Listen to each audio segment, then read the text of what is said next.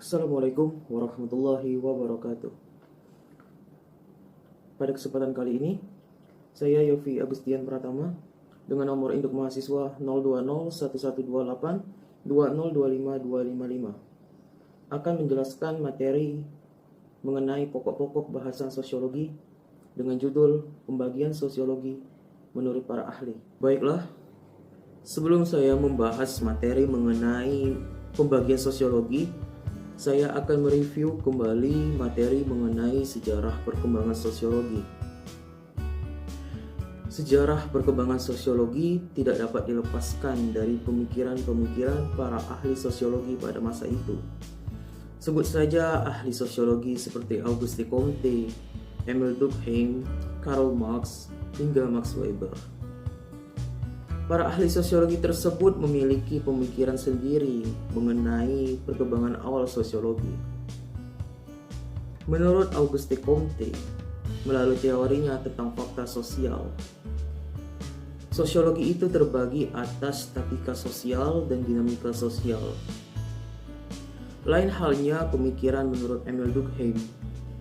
Emil Durkheim memiliki teori atau pandangan mengenai fungsi pembagian kerja pada masyarakat serta faktor-faktor yang mempengaruhinya atau faktor-faktor yang menjadi penyebabnya. Pemikiran Karl Marx terhadap perkembangan awal sosiologi ialah teori tentang pembagian kelas. Adanya pembagian kelas antara kaum borjuis dan kaum proletar. Sedangkan pemikiran Max Weber terhadap perkembangan sosiologi ialah teorinya mengenai tindakan sosial. Seperti yang kita ketahui bersama bahwa para ahli sosiologi pada masa lalu telah membedakan sosiologi itu menjadi bagian-bagian tertentu. Seperti halnya Auguste Comte yang membagi sosiologi itu menjadi statika sosial dan dinamika sosial, serta Emil Durkheim dengan teorinya tentang teori pembagian kerja. Namun pendapat ahli sosiologi masa lalu itu sedikit berbeda dengan pendapat ahli sosiologi masa kini.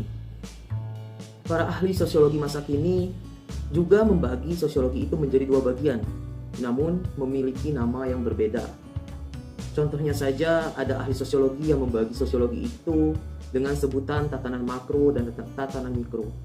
Ada juga ahli sosiologi yang membagi sosiologi itu menjadi perspektif makro sosial dan perspektif mikro sosial.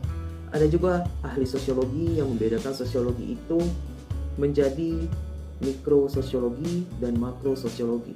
Adapun pada kesempatan kali ini saya akan membahas pembagian sosiologi menurut ahli sosiologi modern bernama Randall Collins.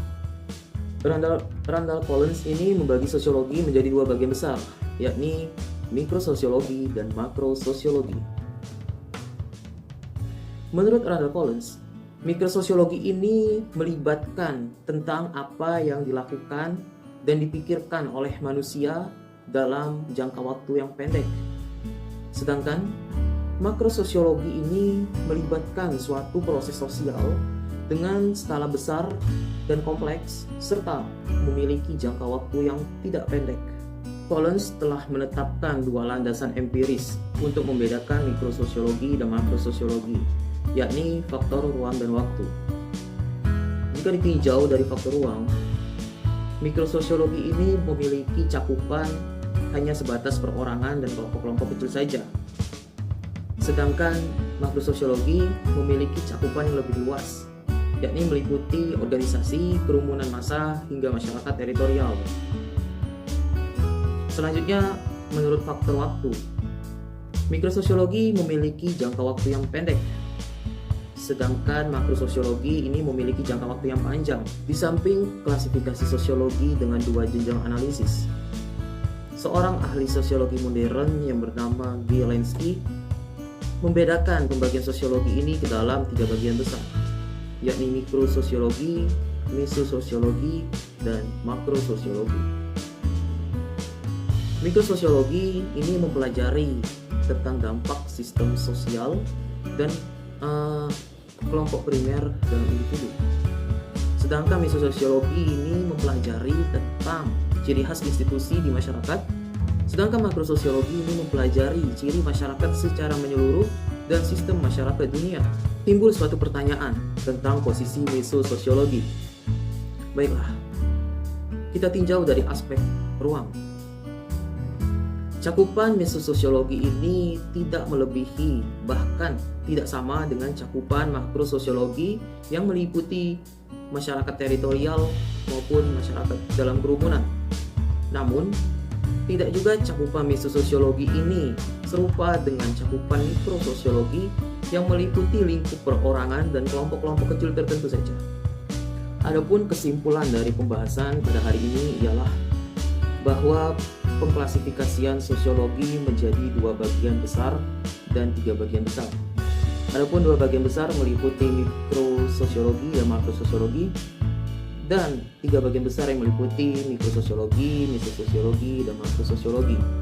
Adapun perbedaan pengklasifikasian ini ialah didasarkan atas perspektif atau pandangan para ahli sosiologi dalam mengamati dan memandang sosiologi itu dalam masyarakat. Mungkin hanya ini yang dapat saya bisa sampaikan. Lebih dan kurang saya mohon maaf, dan kepada Allah saya mohon ampun. Terima kasih atas perhatiannya. Wabillahi taufiq wal hidayah. Wassalamualaikum warahmatullahi wabarakatuh.